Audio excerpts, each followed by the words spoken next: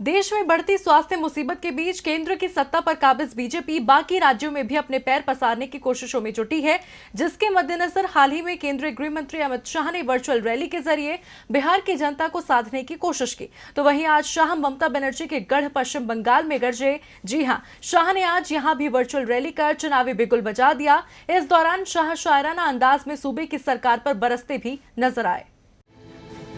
बिहार में तो इस साल के आखिर में विधानसभा चुनाव होने हैं, जिसे लेकर सियासी दलों की तैयारी करना लाजमी है, मगर पश्चिम बंगाल में तो अभी विधानसभा चुनाव में काफी वक्त है। बावजूद इसके बीजेपी ने सूबे में खुद को मजबूत करने की रणनीति अभी से बनानी शुरू कर दी है। इसी के मद्देनजर आज केंद्रीय गृह मंत्री अमित शाह ने बिहार के बाद अब पश्चिम बंगाल में चुनावी बिगुल बजा दिया है। अमित शाह ने जनसंवाद वर्चुअल रैली के जरिए पश्चिम बंगाल के कार्यकर्ताओं और लोगों को संबोधित किया। इस दौरान उन्होंने बंगाल की 18 सीटों को चुनाव के लिहाज से सबसे ज्यादा अहम बताया। अमित शाह ने अपने तीखे शब्द बाण ममता बनर्जी पर चलाते हुए कहा, ममता बनर्जी, आप बंगाल की जनता से संवाद करने से रोक नहीं सकती हैं। आप रोड और रैली रोक सकती हैं, लेकिन परिवर्तन को नहीं रोक सकती। नागरिकता पर केंद्र सरकार के फैसले का विरोध आपको बहुत महंगा पड़ेगा।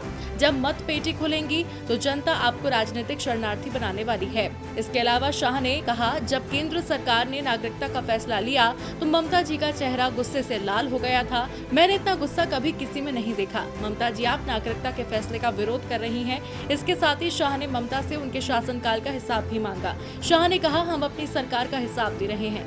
ममता बनर्जी, आप भी 10 साल का हिसाब बताइए। गृह मंत्री के तल्ख तेवर यहीं नहीं रुके। अमित शाह ने ममता बनर्जी को चुनौती देते हुए कहा, ये राजनीति की चीज नहीं है। राजनीति के कई और मैदान हैं, आप मैदान तय कर लो, दो हाथ हो जाए।